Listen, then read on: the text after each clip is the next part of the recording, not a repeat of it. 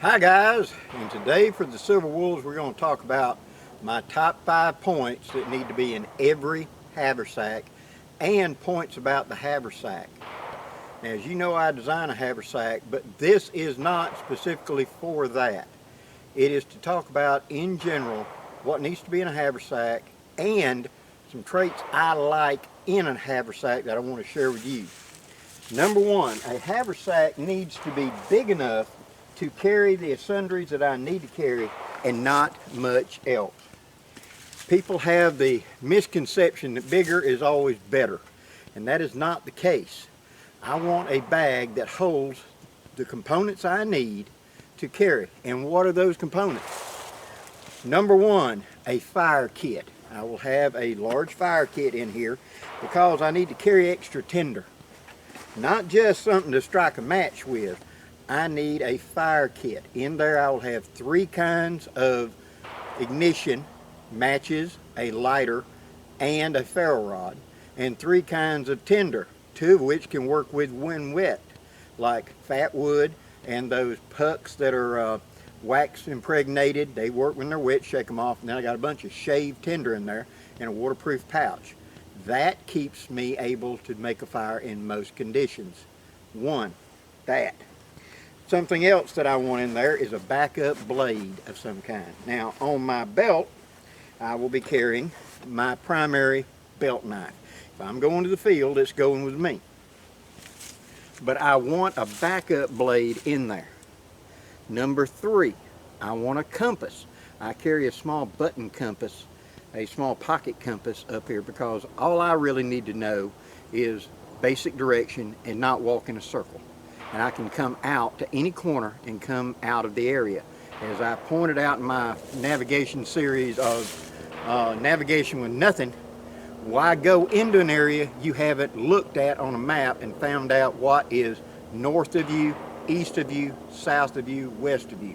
So if I'm coming into this bank of woods and north of me is agricultural fields, if to the east is the road I came in on and it goes the full length of these woods, and on the south side I got a big power line right of way, and over here on the west side is a large housing area, excuse me, I know then all I got to do is walk east. No matter how turned around I get in there, walk east and I'll come back to the road I came in on. That is navigation with nothing. As long as I have a compass, I don't walk in a circle, so I'll come out. So I carry that in the top flap of my pouch. You need to have it somewhere easily accessible, but protected so it doesn't get beaten banged up so much. My next point is cordage, and I've recently talked about this in depth. I carry 2 kinds of cordage. I carry disposable cordage, bank line, and I carry pre-measured, pre-cut, and set up paracord for different duties. So that's going to ride again up here in the top flap because it's easy for me to access. I simply flip it, zip, pull out what I need, zip it, and flip it back. I ain't got to dig down in the bag, and the main body of the bag carries the bigger things. Now we get into comfort. Of course, there's going to be some sort of signaling device and light device. But down here in the bottom, I'm going to have this. Now what this is a small sil nylon 5x7 ground cloth, they call it. But to me, that's a poncho. I can drape that over my shoulders should I need to, and inclement weather to get out. And I can also set this up as a wind barrier, as a rain fly to get up under, build me a little fire, whatever, or something to put down on the ground to be dry, you know, if everything's just gone sideways. I've got this, and so that's just a small super light. It weighs nearly nothing, 5x7 tarp that I carry in there. I also carry in there my other comfort item. And down here in my south, it's necessary. It's an ultralight hammock. This is hammock and straps, and you've seen these in my videos. This is got a ridge line and everything that I can drop that tarp over to give me a little bit of a shelter system. But more importantly, I can get up off the ground. I can set this up between 2 trees very quickly to be able to put it very low to the ground where I'm sitting at ground level basically. When my heels crossed under me, and I can work a fire directly in front of it to cooking or resting. I can also set this up and just have a siesta or a rest, but get you off the ground, because down here in my south, bugs, ticks, snakes, spiders, all the above everywhere, especially in the springtime of the year. So you don't want to be laid on the ground or you're going to get eat up. This gets me up in the air a little bit. Now, anything else going into the haversack is going to be a sundries that I want to use for this particular day. I'm working on fire, so I may increase my fire kit. I'm working on navigation. I'll bring in a map, an additional compass, or whatever. I'm going to be working on knife skills. I may bring an additional knife to what I've got, or a tomahawk, or a saw, or etc. You plug in those as you need. Now, the 5 points about the haversack. I like a haversack to have a wide strap on it. Something kind of stiff. We went with webbing and then we put cotton on top of it. For those of you that don't know, this allows me to put a bucksaw blade into this. It's because when you put on the haversack, and you're going to be taking this thing on and off a lot, I want it to stay in position on me, and more importantly, I don't want this to roll up. A lot of the haversacks got a thin little strap. They're kind of saving a little bit of money making the strap. And that I understand from an economic point of view, I really do. But I also know those things, once they get wet and sweaty and everything else, they want to roll up. Because you're doing this and it starts rolling. And then it becomes a rope. It's like a thumb-sized piece and it just digs in up here at your neck. And then what you've got in the haversack stops being comfortable. So I want a wide strap on a haversack. Next, I want a haversack that's some way adjustable, because I'm not going to be wearing this one time a year. I'm wearing this all year. So it needs to have some way of adjusting, either too long a strap to begin with that I can somehow bend and tie up, as I've showed in earlier videos, with an H buckle, and therefore shorten it up in the summertime. But in the winter, when I'm wearing a big old jacket and everything, I need it to be able to extend out and fit comfortably with that jacket. So I need adjustment. One of my biggest complaints in the early days of haversacks, when I was using haversacks in living history, is it'd get to be winter and I'd be putting on all these layers and suddenly the haversack was tucked up under your armpit like that because the strap was so short and you couldn't hardly use it.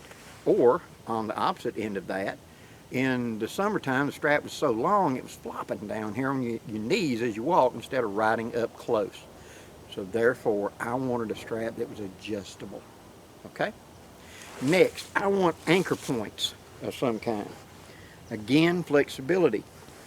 I want to be able to, with soft shackles, hook to a strap to be able to put a tomahawk across this, or an entrenching tool, or an axe or something, and hang it off of this strap.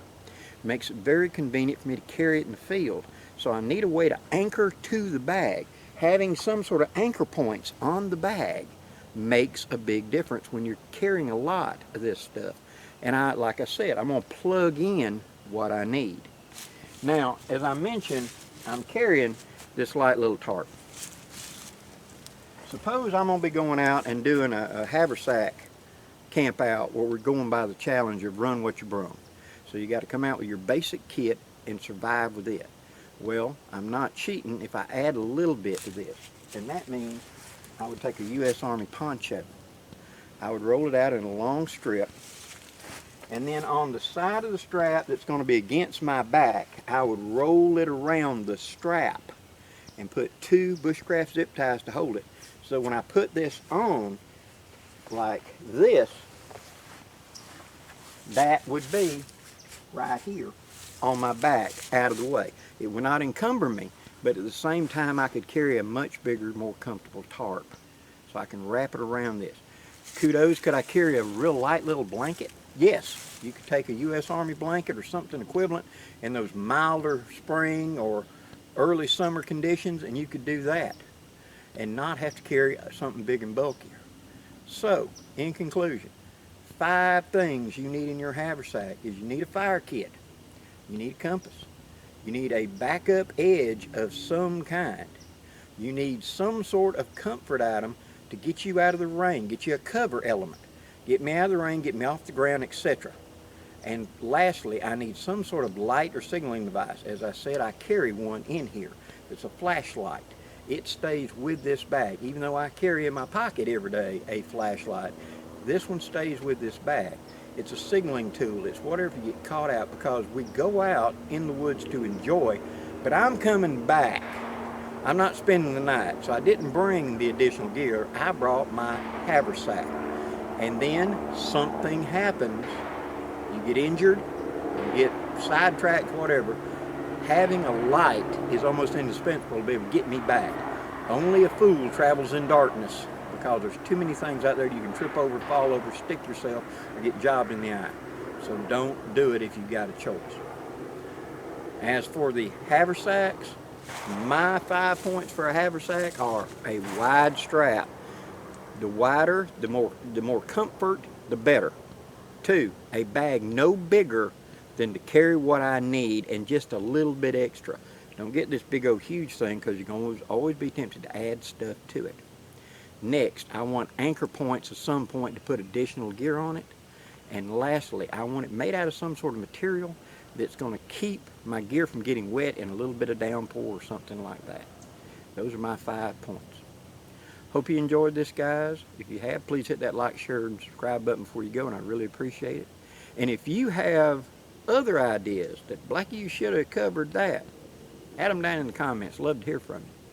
Till next time, guys, I'm Blackie, wishing you safe journeys. Have a great day, guys.